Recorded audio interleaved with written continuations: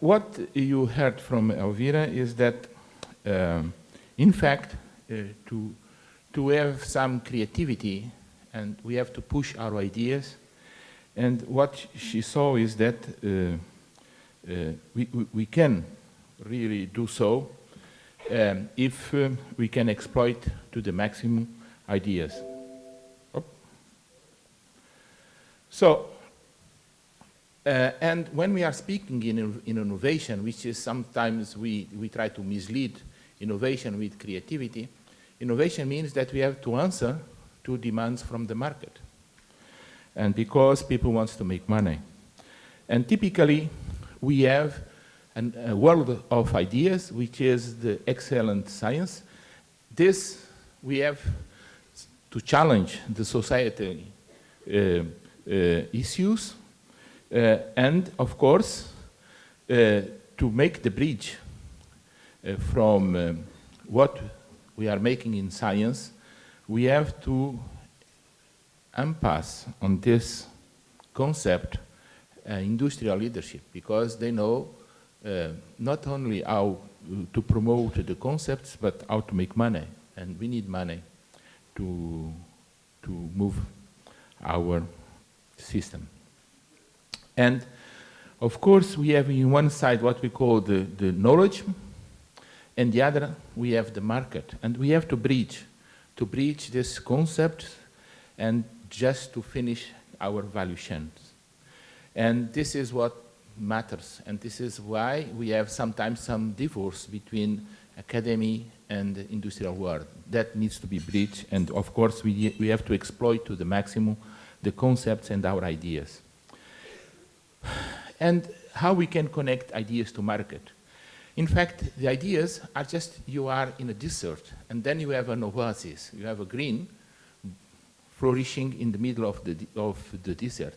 And how I can promote these ideas and to turn it available to the consumers. This means that, of course, how I can explain, I have to be crazy, try to be perfect, good, and of course, cool. I cannot just exploit at any moment when I try to find something.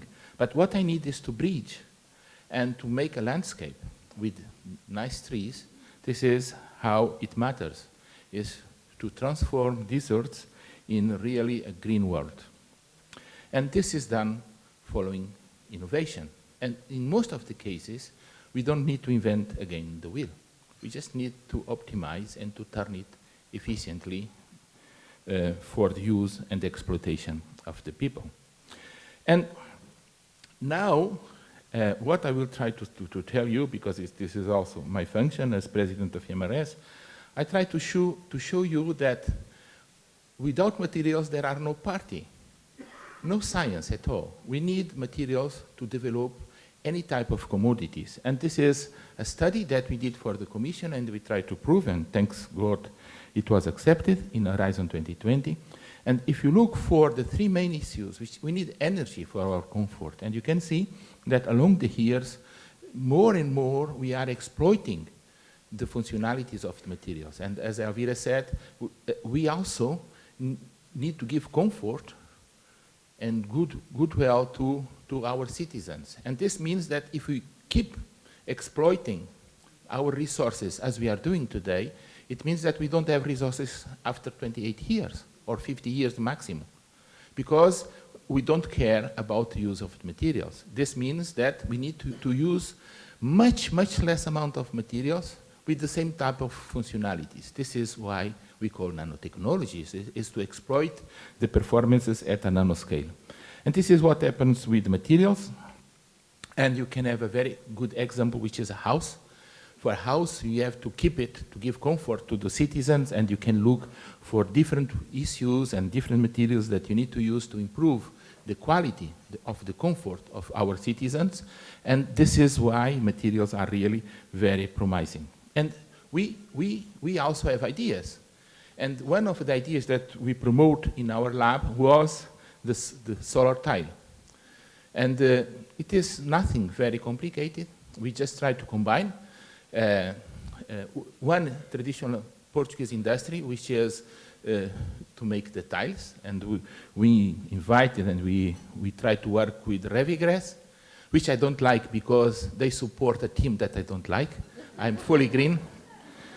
But anyhow, we did, and we won the innovation prize in 2012 and also in Dubai, because this is an idea, it's an add value. We can transform and give value to a tile, and the tile is still a tile, but besides being a tile, can supply energy. This is a disruptive idea, and of course we promote, this is how we start our history, and in our campus we implemented this technology with companies, and of course this is just to show what we can do. This is our technology that we developed and we are using and promoting worldwide, not us, but the companies that are exploiting the results.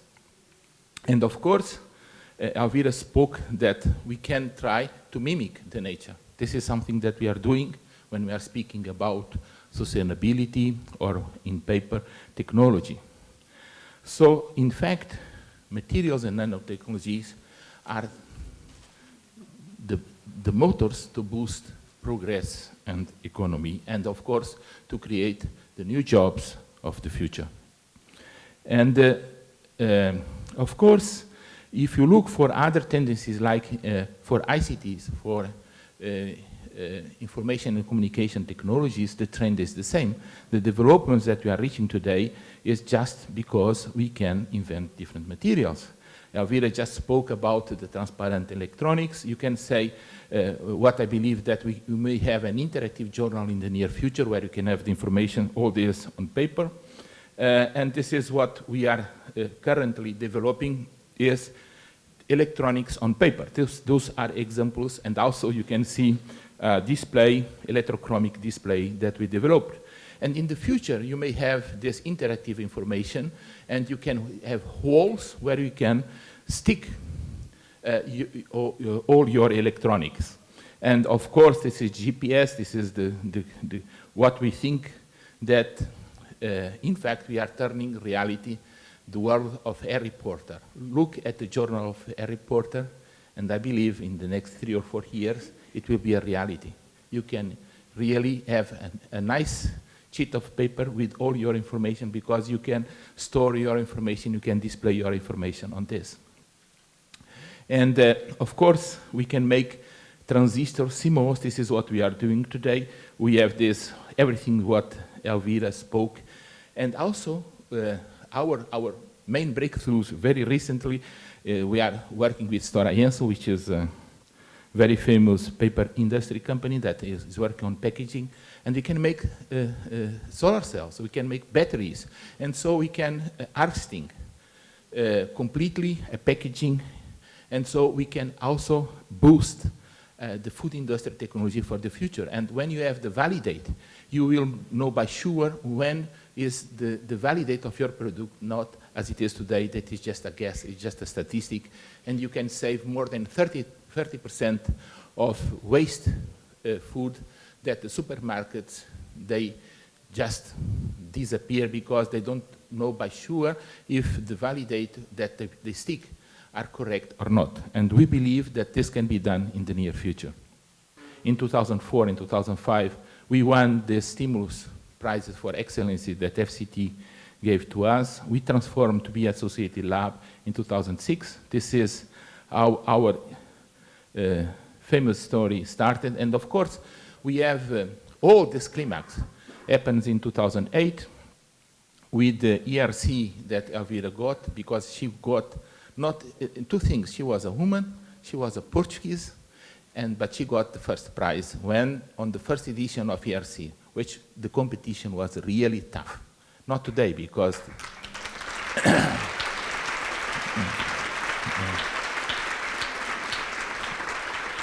and of course, we work as a team, and with this money, we make the inauguration of the first nanofabrication lab that we are trying to exploit to the maximum. And this was in 2011. This is what we do.